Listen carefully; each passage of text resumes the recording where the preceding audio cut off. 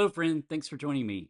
If you've been YouTubing, you may have seen that folks are putting out videos of like the favorite movies of the 21st century, and the New York Times recently came out with 100 best books of the 21st century because we're at a quarter of the 21st century mark, which is hard for me to believe that we are already one-fourth of the way through the century. But I thought it'd be kind of fun to run through the books that I've read that were published in the 21st century and pick out those that were my favorites. I have a video also about fiction, but this video is going to focus on nonfiction. So I have 9 picks here. These are books that were published in the 21st century and that I have read. So these are not the best books of the 21st century because I haven't read all the books of the 21st century. These are only the favorite, my most enjoyable nonfiction reads that were published so far in the 21st century. Also, the order of this. The order is going to be in publication order. The year of publication order. So this is not by countdown of my favorites, like number 1 in that sense. It is by publication year. So the first one is The Third Reich at War by Richard J. Evans. This is a work of history that was published in 2008. And this is number 3 of a 3-volume history of the Third Reich. But this third volume, I would say, has stuck with me more than the other 2. Although the other 2 are definitely worth reading, and I could definitely recommend the entire 3-volume history. The first book is called The Coming of the Third Reich, which was published in 2003, and the second book is called The Third Reich in Power, which is published in 2005, and then The Third Reich at War, which is 2008, which is the one that I chose as my favorite of the 3. The reason being, it's just really stuck with me. This is the war years mainly. It focuses on the war, and it focuses on the war from the German perspective, so from the perspective of the Third Reich, and it's just so engaging. Sometimes I had to put it down though because it's pretty grim, and it really made me understand that movies cannot convey war like it really is depicted in this book. And this book takes letters that people wrote, the soldiers wrote home and whatnot, and journal entries and things like that. And the stuff that they saw and the stuff that they did is just horrific. That if a movie were ever made that accurately reflected what was in this book, if you watch the movie, you would have to have psychological help. You would have to have counseling or something because it's so gruesome. But nevertheless, important to understand and bear witness to history in this way. And so, yeah, I really this whole 3-volume work really stuck with me. Number 2, I have another work of history. This is called AD 381, and the subtitle is called Heretics, Pagans, and the Dawn of the Monotheistic State by Charles Freeman, and this was also published in 2008. I have read this book twice actually over the years, and I could read it again very easily. I love this period of time. This is the period of time 381 AD. So this is when the Roman Empire is in the West is in a dramatic decline. As a matter of fact, it doesn't have that much longer to last. But it is so interesting because this is when Christianity has been overtaking the pagan world for quite a while at this point, and at this point really succeeds as far as basically ending the classical pagan era, and the monotheistic sort of Christian era is really in dominance at this point. And it's just a fascinating period of time to me where these different sort of cultural forces are combining and clashing, and you know and we're getting the world that we eventually see for the Middle Ages. All right, so number 3 though is another history, and this is Empire of Liberty by Gordon S. Wood, published in 2009. This is about the era of American history from like the early constitutional era. So from like 1789 through basically the War of 1812, basically like 1815. So this period of time, though, is so fascinating because the culture in the United States was changing. It was the national sort of identity was being formed and coalescing into what we still recognize today. The literacy rate had rapidly expanded. Newspapers were exploding, magazines, pamphlets. So the readership in the U.S., this was new technology to have a newspaper available to everybody all the time. And so this sort of information dump, information overload had cultural repercussions. And the conflict between two different thoughts of how the country should be, with a more centralized government versus those who wanted more state power. So individual states or individual power versus a centralized power. So they're both kind of important because there's lesson of this.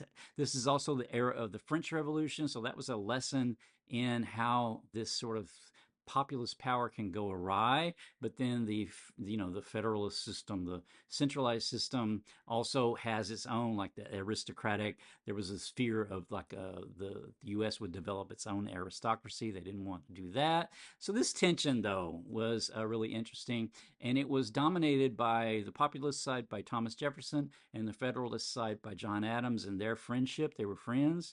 So that it's just a fascinating book, and I'm still thinking about it. And I'd like to give it a reread sometime. Okay, number 4, I have The Master and the Emissary by Iain McGilchrist, published also in 2009. This is a work of, I would say, maybe philosophy. I don't know. It's not really philosophy. It's more like neuroscience. It's about the brain, the right brain and the left brain, and how the left brain is sort of the rational seat of language, and then the right brain is the intuitive, symbolic sort of side. The master, the sort of the parable is that there is a master who sends an emissary out to do his work, but then the emissary eventually thinks that he can do the work better than the master and starts ignoring the master. The master would be our symbolic side of our brains, and the emissary would be the rational sort of language side. And the author argues in this book that the sort of the left brain is dominates culture today, where we don't think about the symbolic sort of side of life, the mythological side of life. So anyway, it's very interesting, and I still sort of am framing things in this framework since I've read the book, and I've taken a lot from this book.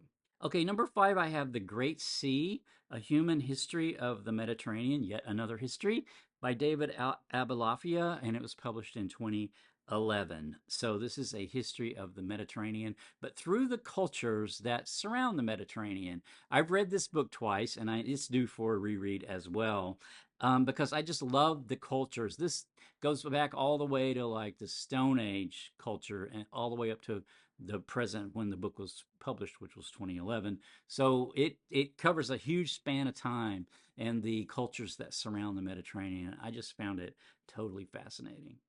Number 6, I have Art as Therapy by Alain de Botton, published in 2013. I love this too because this is about art history. So this is some art history. It's about how museums present art and how sterile museums are. So what happens a lot of times, if you've ever gone to one of the major art museums and you just you see some art and you just look, oh yeah, that's beautiful. But over time, you can't really process. You're just kind of blankly walking through the museum because the way that the information is presented to you is by art history, not by the psychological, symbolic paintings themselves, what the artist was actually trying to get you to feel or to see is missed because it's being presented as these are the works of the Impressionists, for example, or the works of a period, or the Renaissance period. So it's not focusing on the art. He argues that you should focus on something like motherhood. Museums should have exhibits like motherhood or happiness or hope or despair. Like these sort of concepts that paintings can convey that are missed in the current way that museums exhibit work. So I thought that was fascinating. Number 7, I have a biography of Grant by Ron Chernow, published in 2017. Now, I didn't expect to really like this biography that much. I'm not real sure why I even picked it. It was because of Grant, and I thought it would be kind of interesting from the standpoint of the Civil War. But it was way more than that. So Grant was a far more interesting person than I realized, and his part in the Civil War was also not what I thought in my mind, and his presidency was also not what I thought in my mind. So this sort of changed my view of really that whole period, the period of the Civil War era, and then the period through Grant's presidency. So through like 1880 or so. It really changed the way I think about that period. So I still think about this book. All right, number 8, I have Dante's Divine Comedy, A Guide for the Spiritual Journey by Mark Vernon. This was published in 2021. I read this alongside the actual Divine Comedy by Dante, which is, I think that's what you're supposed to do, right? To read the Divine Comedy is hard to navigate, though, for just an average lay reader like myself. But this spiritual journey, so this guidebook that kind of accompanies the Divine Comedy, just added so much to the Divine Comedy. I see it in this completely different light now after reading it through the lens of this spiritual reading that is portrayed in this book. So this is also due for a reread at some point. Finally, number 9, I have Game of All Games by J.P. Pereira. This is a collection of essays. He also did another collection called Thoughts from the Dark Corner that was published in 2015.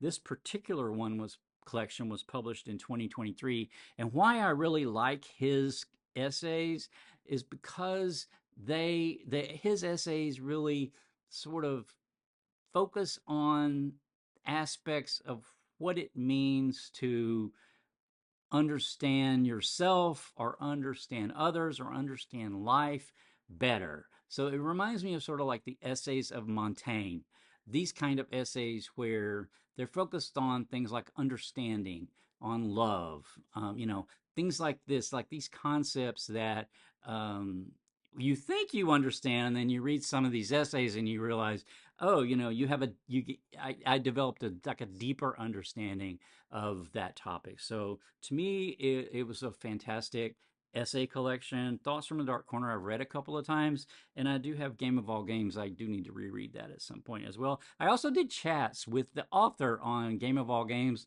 over on, I believe, some of my other channels, so I can put a link down in the details for that.